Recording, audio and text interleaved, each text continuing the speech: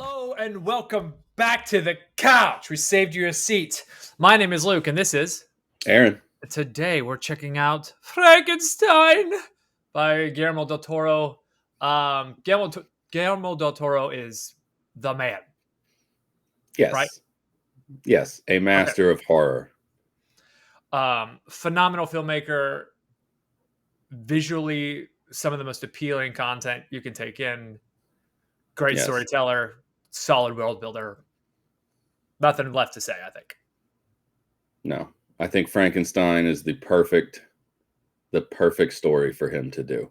Right. I only know that Oscar Isaac is in it because I've seen that one promotional picture where he's like, he plays Victor Frankenstein. I know that he's in it. I don't know anything. Probably. That's who I would cast him. Dr. Frankenstein.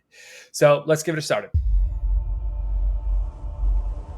I determined that the memory of my evils, starting in the Arctic, as the novel does. Is he on a ship or in a house there? That's a house for sure. Some of what I will tell you is fact. Some is not. But it is all true. What manner of creature is that? Oh my gosh. Boy, how scary. What manner of devil made him? I did.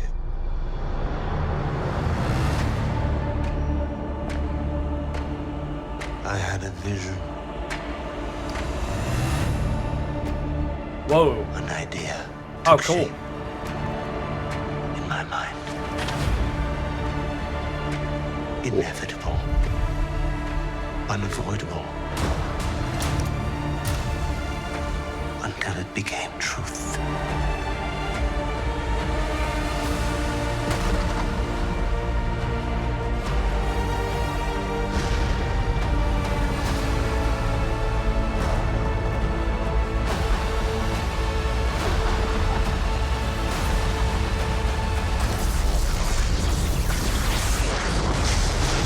Are we going to see the monster? Seeking life.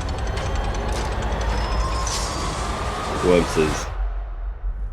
I created death.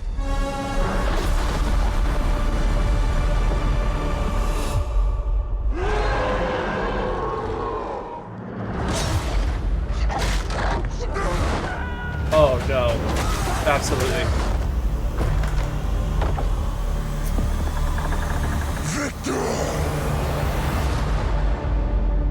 Okay, Aaron, we're going to begin like we're supposed to, like I told you, with, is this going to be a priority 1, 2, or 3? Priority 1 being view priority 1 for me. Okay, so for priority, me, 2 priority was, 1. Priority 2 was wait. Priority 3 was maybe never. It's a priority 1 for me as well. I hope the trailer house who made that gets an award. That was perfect. Good trailer. They didn't reveal. See, trailers today often reveal everything, and this one revealed just enough. We didn't even see we saw the monster a few times, but we didn't see the face. We didn't get a sense of the monster other than that it's a monster.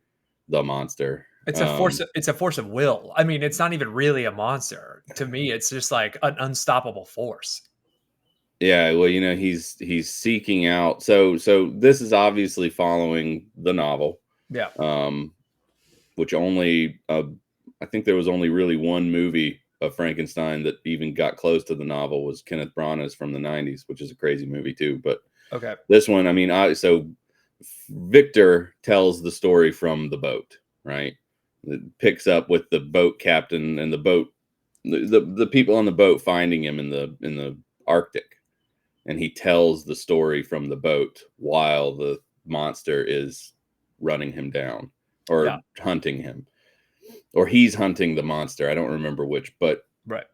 Obviously, Guillermo del Toro is taking great care with the original story, while of course, adding a little of his own flair, which he should. It's so it's so interesting because like the world feels so lived in, and then there's these odd like fantastic moments, Hmm. fantastical, whatever the word is, elaborate, big moments that are like, okay, it's not in our world.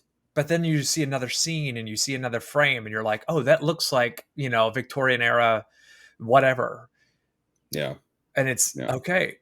What are we, and I love that he's holding a candelabra, but Yeah. dealing with Very gothic. electricity. But he's dealing with electricity. Like it's so like he's like, oh, we don't have lights, but we do have electricity. Like it's Right. so I am locked in.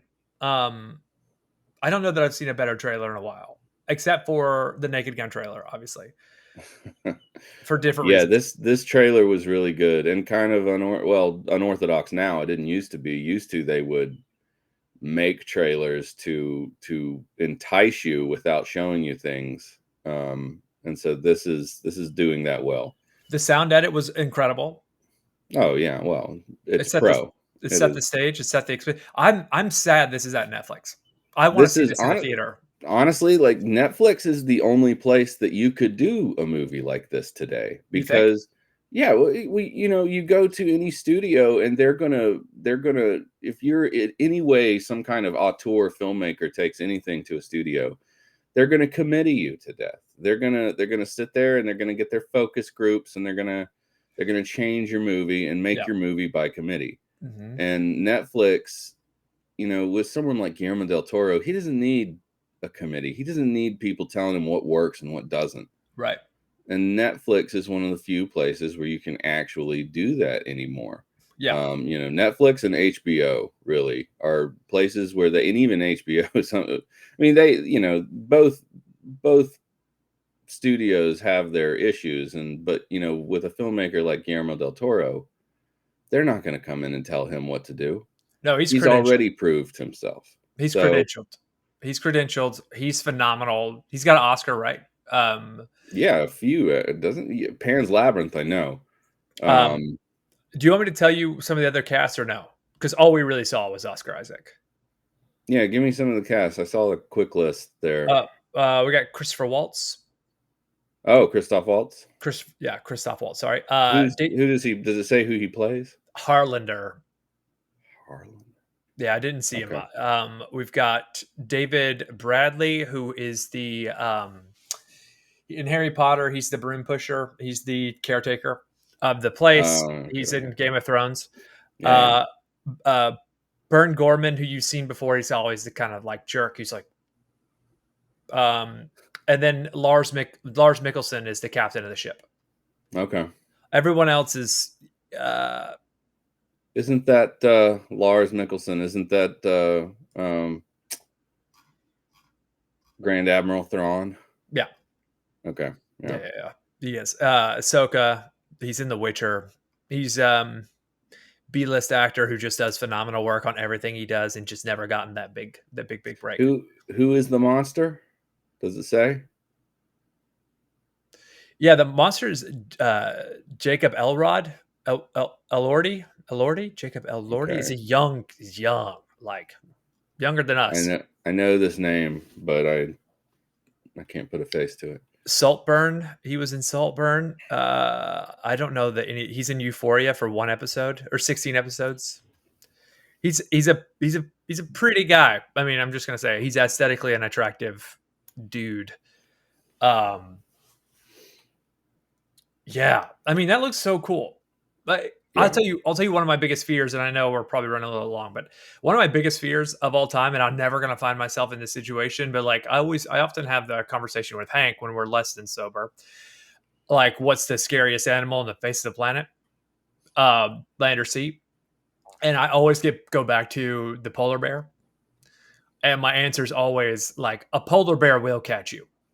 And you'll be able to watch it catch you while you're running because you're never getting out of that terrain. And it's just going to follow you until you die or it kills you. Yeah. And you'll be able to see it on the horizon, just like the monster, I guess, was. Anyway, I don't know anything Yeah. That about was the actual book, by the way, famously written by a woman, right? Mary Shelley. Right. Mary So Wollstonecraft Shelley. So yeah, that whole image of the monster standing on the horizon, just kind of like slowly wandering, chasing them down, is like my actual biggest fear. Yeah. Yeah, So What a good trailer. I reference Frankenstein, and I'm sure Del Toro is, he's a good enough filmmaker to include this in the movie. But one of the things about one of the themes of Frankenstein is, of course, meddling in affairs that man was not meant to, which is why the original novel was called Frankenstein or the Modern Prometheus. And so we use this Frankenstein has become kind of in itself a genre for other movies like Jurassic Park. We were talking about Jurassic Park a few videos ago. Yeah. Jurassic Park is another example of the modern Prometheus. Jurassic Park is a Frankenstein story, Right. Man creates dinosaurs and tries to go against nature and it bites back. So this is I don't want to say the original version of that. Prometheus is the original version, but Frankenstein is such a massive story that is incredible, that is so culturally important to the human race, maybe Western civilization, but I think the human race, because everyone knows who Frankenstein is, right? Right. So, Well, right, people think that Frankenstein is the name of the monster too, which right. is Well, that's also a a yeah. misconception. But when you say Frankenstein to anyone in the world, yeah, they know what you're talking about. an 8-foot zombie looking piecemealed fake human. Yeah. One of the interesting things you talk about being topical is with AI right now. So that that has to do with it. Yeah. It's interesting that there's a lot of content that's happening right now, including Andor, that has some very topical application. Yeah, absolutely. Like Absolutely. Andor, if for those who don't know, is essentially Desert Storm. Like, yeah. why are you in the Middle East? Oh, because they're dangerous. We have to take care of them. It's like, or we want that oil. Right. For what? You don't need to know why we want that oil, but we want that oil. It's just like, okay. So right. I love that like we're getting like 2024, 2025 pretty topical stuff. This happens to be one of them. It looks cool. Could be topical too. It looks cool. Yeah. I didn't even see when it comes out, to be honest with you. I think November. I'm a day. Yeah, it just says November. I'm a day one. I wish I could see it in a theater. To be frank with you, the moment it comes out, I'm watching it. This looks great. 1000%, and I'm definitely gonna not be sober for it too. I'm gonna really be into it.